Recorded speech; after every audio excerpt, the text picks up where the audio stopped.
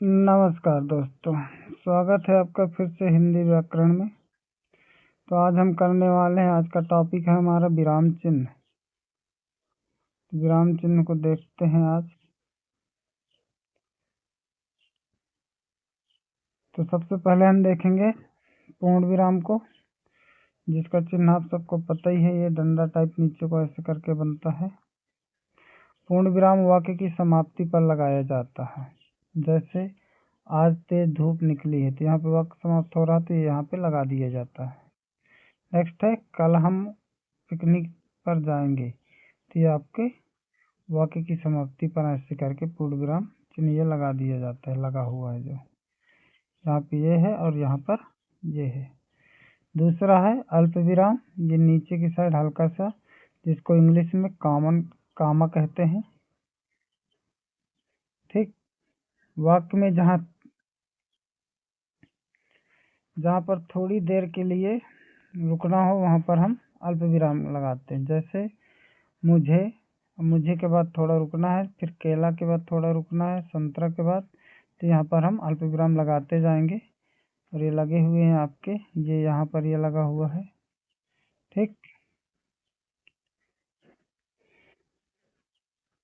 ये मुझे के बाद लगा है अल्प विराम है, केला के बाद लगा है अल्प विराम, और संतरा के बाद ये यहाँ पे लगा हुआ है, ये भी अल्प विराम है। देखते हैं नेक्स्ट क्या है। नेक्स्ट है आपका अर्धविराम। अर्धविराम में क्या होता है, ऊपर बिंदी रहता है, नीचे कॉमा रहता है, ऐसे करके ये आपका अर्धविराम हो जाएगा। ठीक है, तो ये अर्धविराम का चिन्ह आपके सामने ब्रैकेट में है, ये अर्धविराम का। जहाँ दो वाक्य का संबंध हो उनके बीच में अर्धविराम लगाया जाता है। दो वाक्यों के संबंध जहाँ पे बताया जा रहा है वहाँ पर अर्धविराम लगाया जाता है।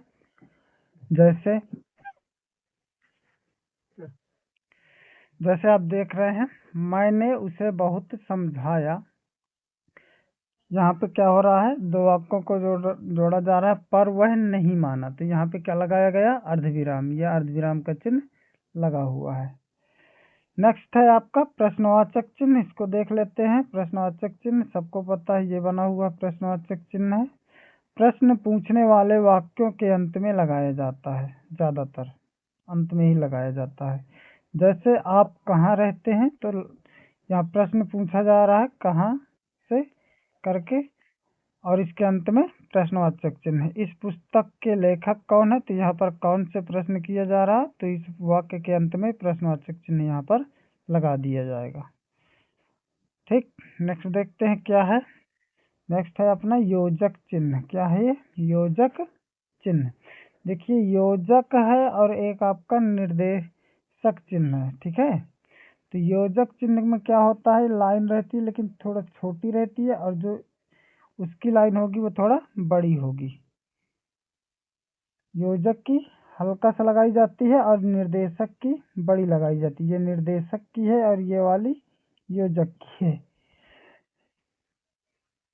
तो आप इन दोनों में अंतर समझने की कोशिश कीजिएगा। ये वाला जो अपना चिन्ह है, ये अपना योजक का है, ये योजक का है मैंने बनाया, और ये निर्देशक का। तो ये अंतर आपको समझना है। ठीक है, तो आगे जब निर्देशक का आएगा तो उसको देख लेंगे। ये योजक हो गया। इस चिन्ह का प्रयोग समानार्थी तथा विपरीतार्थक शब्द युग्मों के बीच द्वंद्व तथा तत्पुरुष समास में होता है। समानार्थी शब्द हो या विपरीतार्थक शब्द हो, तो उनके बीच में योजक चिन्ह का प्रयोग होता है। ये ज्यादातर द्वंद्व समास और तत्पुरुष समास में यूज किया जाता है। जैसे रात और दिन, तो रात और दिन के बीच में यहाँ पे ये दोनों क्या है, विपरीतार्थक शब्द हैं, तो इनके बीच में योजक चिन्ह लगाया जाएगा। ये रेड कलर से जो लगाया है। पहले पहल, ये जो है तो एक जैसे अर्थ दे रहे हैं, समान, तो इनके बीच में लगाया गया है, ये योजक चिन्ह है। अब आता है हमारा विस्मयादि बोधक चिन्ह। हर्ष, शोक, विस्मय, घृणा आदि भावों को व्यक्त करने वाले शब्द तथा प्रयासों के बाद इसका प्रयोग किया जाता है।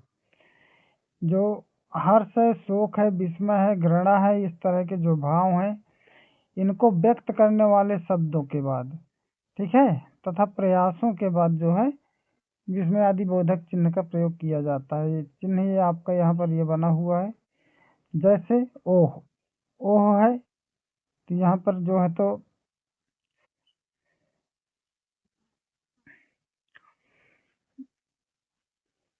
ओह के बाद जो विस्मय आदि शब्द है ये ओह, उसके बाद यहाँ पर ये योजक वो विस्मय आदि बोधक चिन्ह लगाया गया है यहाँ पर, ये लगा हुआ है। ओह कितनी गर्मी है, तो ओह के बाद विस्मय आदि बोधक चिन्ह लगाया गया है। उफ, मेरी उंगली कट गई, तो ये जो है शोक कर रहा है तो उफ कह रहा है, इसके बाद ये विस्मय आदि बोधक चिन्ह यहाँ पर लगाया गया है। तो ये और ये दोनों क्या हो गए, विस्मय आदि बोधक चिन्ह। ठीक। नेक्स्ट है निर्देशक चिन्ह। निर्देशक चिन्ह बड़ा होता है, विस्मयादि बोधक थोड़ा छोटा होता है। सॉरी, विस्मयादि बोधक नहीं, योजक चिन्ह थोड़ा छोटा होता है और निर्देशक चिन्ह थोड़ा बड़ा होता है। दोनों की लाइनें होती हैं तो निर्देशक चिन्ह की लाइन बड़ी होती है। देखते हैं हम आगे क्या है। इसका प्रयोग किसी कथन से पहले तथा उदाहरण की ओर संकेत करने के लिए किया जाता है। जैसे माँ कहती है, अब माँ कहती है क्या कहती है, तो उदाहरण पेश करेगी, सदा समय पर काम करना चाहिए, उदाहरण देती है माँ। तो इस कथन से पहले जो है इस निर्देशक चिन्ह का प्रयोग किया गया। अब देख लेते हैं हम विवरण चिन्ह। जब किसी बात का उदाहरण या उत्तर अगली पंक्ति में देना हो, उदाहरण या उत्तर उदाहरण देना हो अगली पंक्ति में, तो उसके लिए हम विवरण चिन्ह का प्रयोग करते हैं। विवरण चिन्ह होता कैसे, ये आपका विवरण चिन्ह है। जैसे संज्ञा के 3 भेद होते हैं, तो 3 भेदों को उदाहरण देने के लिए हम क्या करेंगे, योजक चिन्ह लगाएंगे, व्यक्तिवाचक, जातिवाचक और भाववाचक। तो ये आपका योजक विवरण चिन्ह हो गया। नेक्स्ट देखते हैं उदाहरण चिन्ह क्या होता है। ये इसको इंग्लिश में कहते हैं डबल इन्वर्टेड कामाज, उन्हीं को हिंदी में उदाहरण चिन्ह कहते हैं। किसी कथनों को उसके मूल रूप में उद्धृत करने के लिए दोहरे उद्धरण चिन्ह का प्रयोग करते हैं। जैसे अंग्रेजों भारत छोड़ो, किसने कहा था, महात्मा गांधी जी ने कहा था कि अंग्रेजों भारत छोड़ो, यानी दूसरों की कही गई बात को, ठीक है, जब कही गई बात को हम दर्शाते हैं तो वहां पर उद्धरण चिन्ह लगाया जाता है। और ये उद्धरण चिन्ह आपके ऐसे होते हैं जो डबल इन्वर्टेड कामाज जिनको इंग्लिश में कहते हैं। कोष्ठक चिन्ह, कोष्ठक होते हैं इसमें।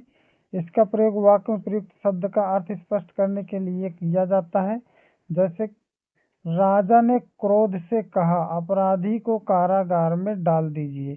तो ऐसा भी कहा जा सकता था कि राजा ने कहा अपराधी को कारागार में डाल दीजिए, लेकिन राजा ने कैसे कहा था, क्रोध से कहा था। तो क्रोध को क्या करेंगे हम, कोष्ठक में लेंगे। किस में लेंगे, कोष्ठक में लेंगे। ये आपके कोष्ठक चिन्ह होते हैं। चलिए नेक्स्ट देख लेते हैं क्या है, लाघव चिन्ह। लाघव चिन्ह क्या होता है, लाघव चिन्ह क्या होता है, ये आपका लाघव चिन्ह का ये चिन्ह बना हुआ है ब्रैकेट के अंदर। इसको बताते हैं कैसे क्या किया जाता है। जब किसी शब्द को संक्षिप्त करके लिखा जाता है तब इसका प्रयोग किया जाता है।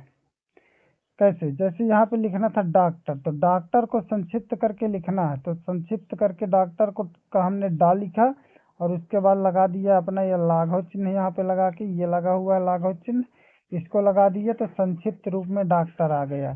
ठीक है। तो जब किसी चीज को संक्षिप्त कर में लिखना, तो जैसे इसी को हमने लिखा है, कैसे लिखा है, डॉक्टर राजेंद्र प्रसाद, तो डॉक्टर को संक्षिप्त में डा लिखा और लाघव चिन्ह लगा दिए।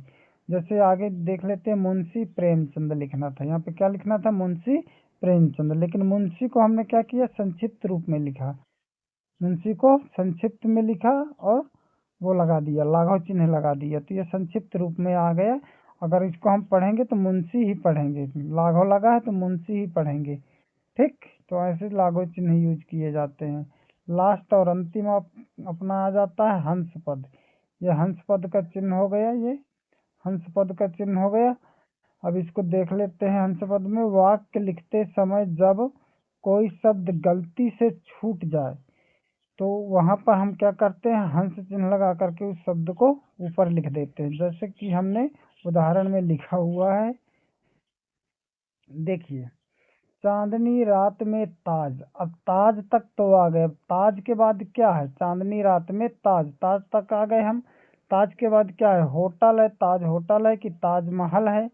इसके लिए हमने यहाँ पर ये छूट गया था, तो ये लाघव वो सॉरी हंस पद लगा करके, हंस पद लगा करके यहाँ क्लियर किया कि ये ताज होटल नहीं ताजमहल है। ये हमने ऊपर महल लिख दिया है। तो इस तरह से हंस पद का यूज किया जाता है, बहुत सुंदर लगता है। चांदनी रात में ताज, और ताज के बाद यहाँ छूट गया था महल। अब यहाँ से पता नहीं चलता कि ताज होटल है कि महल है, तो हमने हंस पद लगाया, हंस पद के ऊपर महल लिख दिया, बहुत सुंदर लगता है। तो ये अपना वाक्य पूरा हो गया। तो आज का ये वीडियो यहीं तक का है। अगर आपको पसंद आए तो लाइक करना, सब्सक्राइब करना और शेयर करना। जय हिंद, जय भारत।